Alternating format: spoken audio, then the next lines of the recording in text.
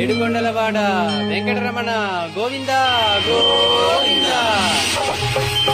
వెంకటరమణ తండ్రి వెంకటరమణ, తిరుమల తిరుపతి రమణ, సంకటహరణ చరణ, భక్తులను బ్రోచేటి తిరుమల రమణ.